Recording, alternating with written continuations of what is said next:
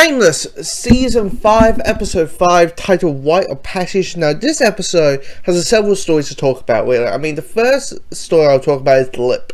Lip's story is basically him learning that now he's not interested in doing the shit that he used to do when he was in his late teens to, early 20s.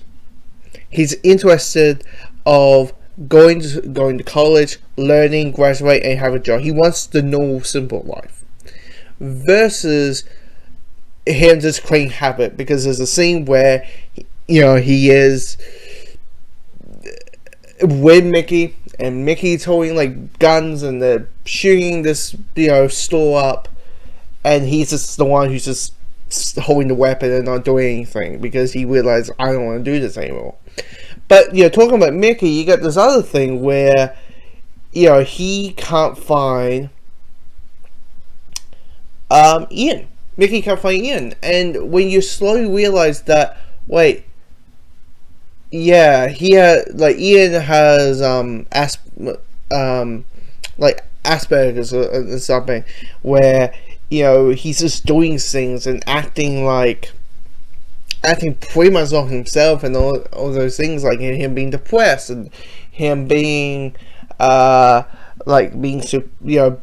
just have random sex with random guys, and at the end when he basically said, like, Mickey asked, like, where were you? Where are you? He's like, oh, I did a porn.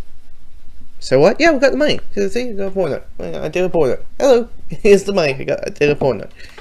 And it's like, you need to go to a mental institution, because this is not you. Something's wrong with you.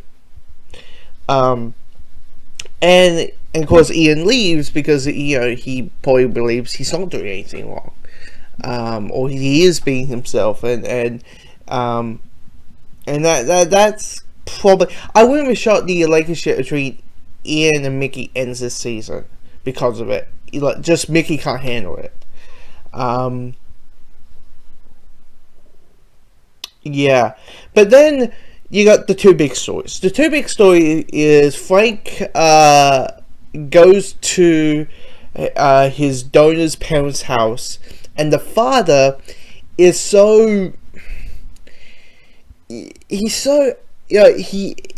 he's grieving in a way that his wife is like, even she's like, Jesus Christ, move on, because he's like, can I touch him? As in, can I touch the liver? Can I touch the star? You're sleeping on the same bed as him. You're wearing the same t-shirt.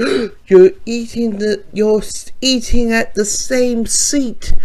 As my son. Oh my Lord. And of course, as I said before, the wife is like, for Christ's sakes, move on.